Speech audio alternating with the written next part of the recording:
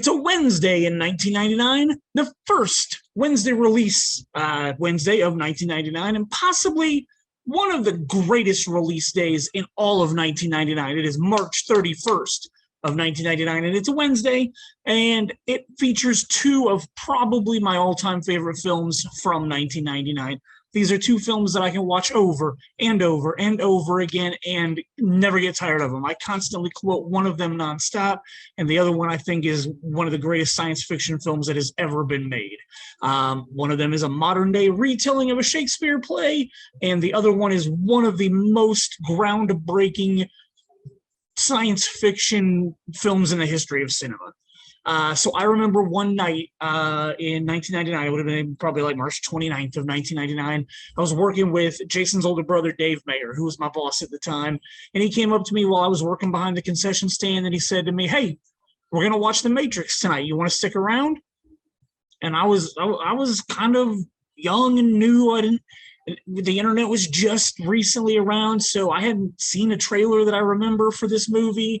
And so I said, what's The Matrix? His response was, "It's the new Keanu Reeves movie."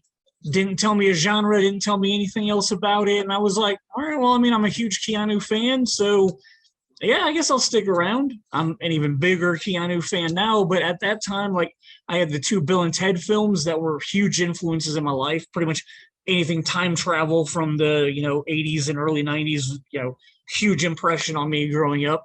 I played hockey growing up, so as a hockey player, I liked every hockey movie, and there was one called Youngblood in 1986, I think.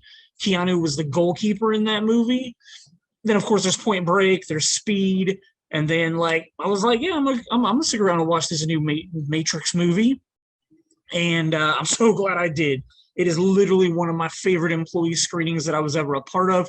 There wasn't very many of us. It was a pretty small group. It was Dave and Jason were there. Nick White, who is no relation to me, but worked at the theater with us, he was there. And I'm pretty sure our buddy Joe Langlis was also there. Somebody brought pizzas. I don't remember who it was, but I know that I ate pizza during this screening. We had two large pizzas we were passing around between everybody.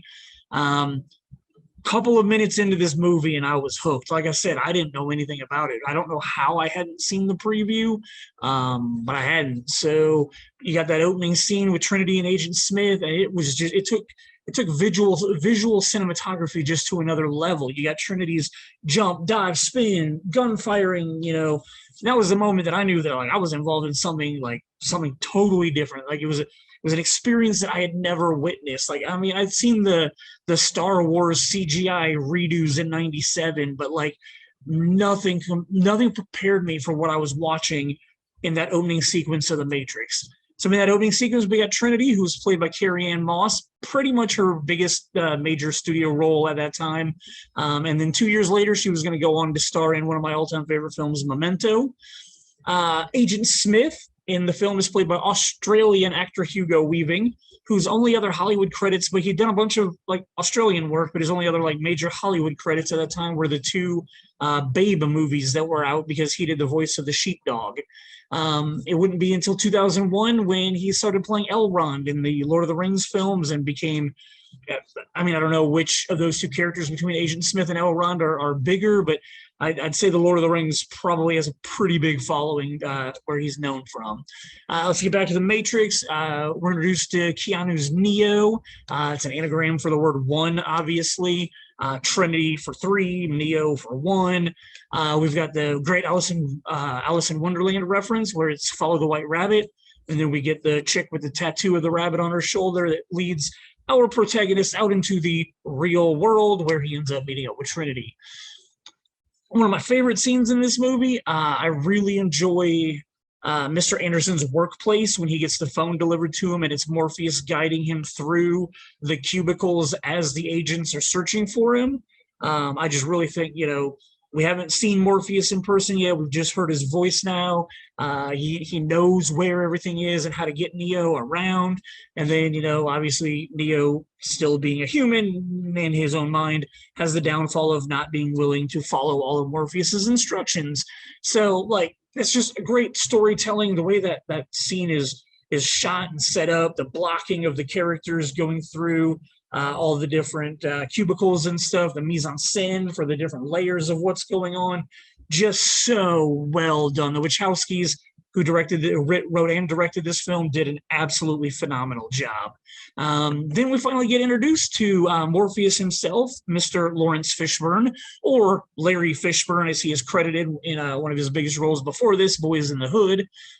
In my childhood, Mr. Fishburne was in one of my all-time favorite films ever, and that is Searching for Bobby Fischer. He is phenomenal in that role, and I can't recommend that movie enough. It is so good, just on an extremely emotional level with Joe Mantegna and Joan Allen as his wife, their dynamic, and then the dynamic of little Max, having Ben Kingsley teaching him and Lawrence Fishburne teaching him how to play chess. Phenomenal film. Love Lawrence Fishburne in that. He was also in Event Horizon, which was a movie that I wasn't ready for in 1997.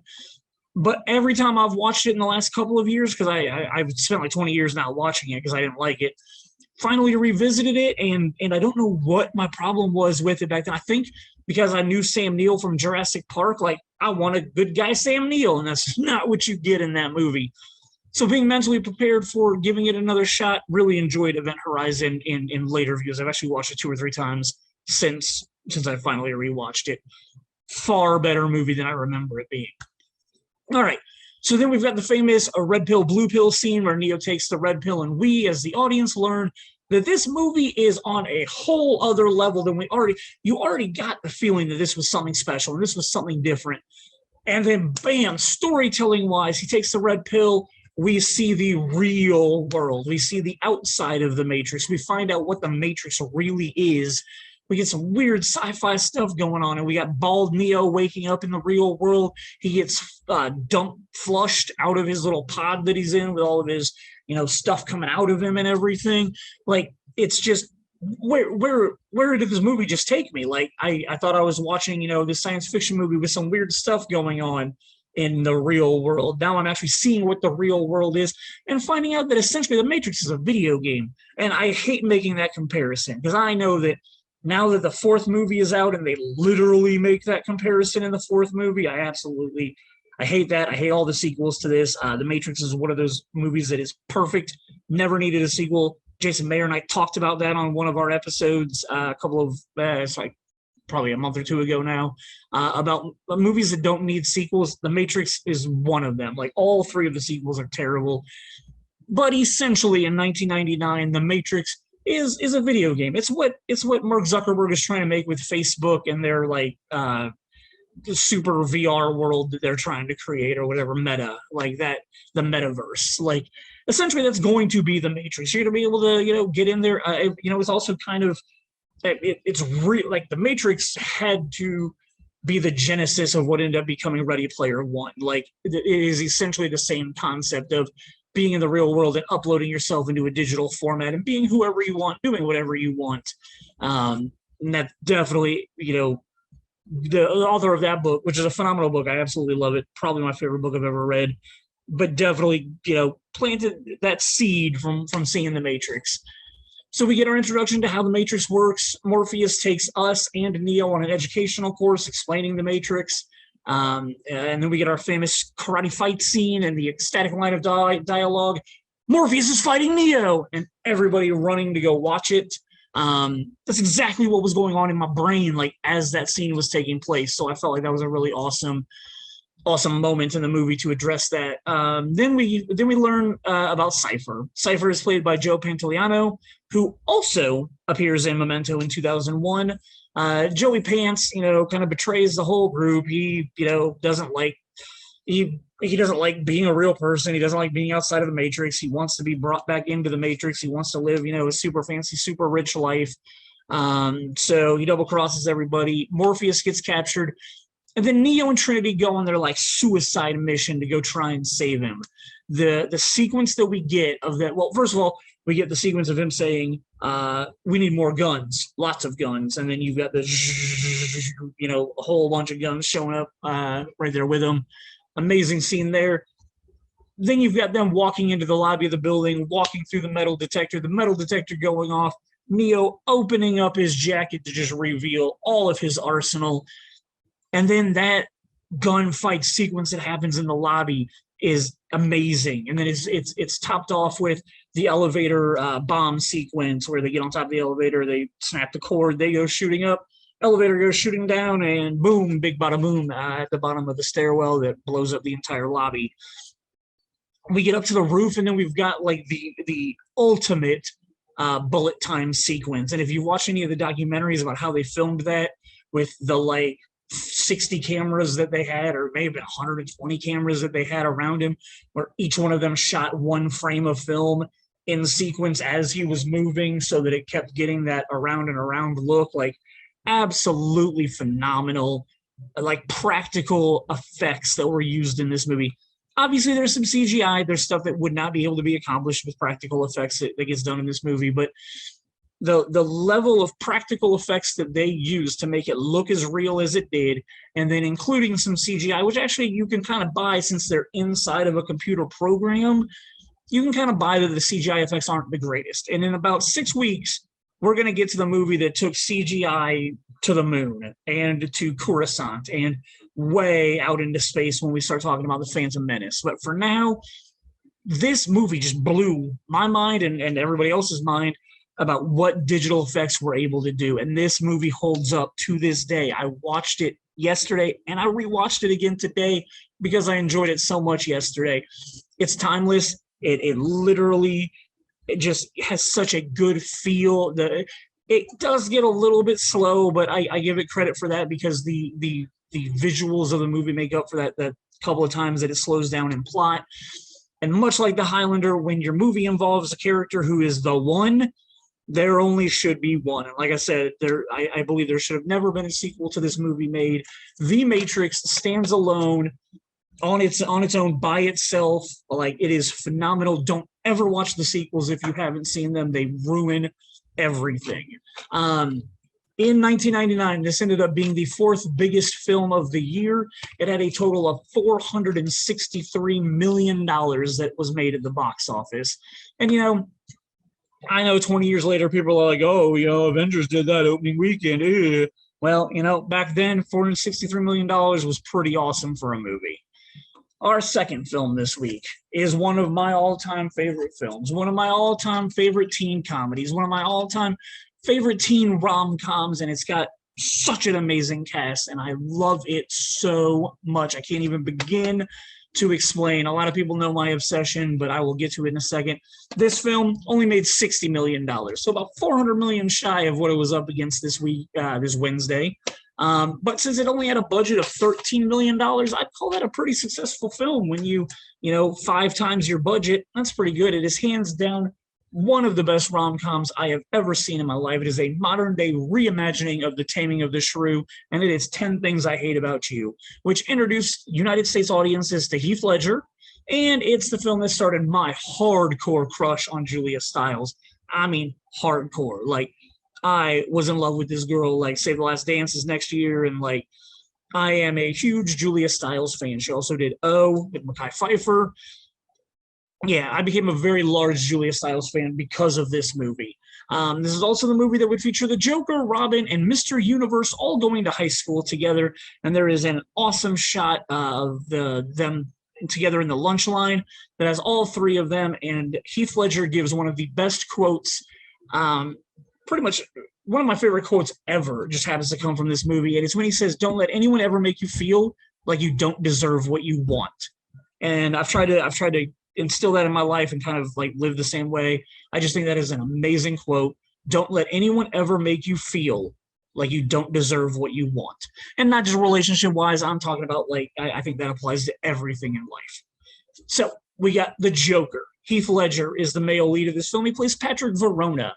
We've got Robin from The Dark Knight Rises in Joseph Gordon-Levitt, who is one of our other male leads and plays Cameron James.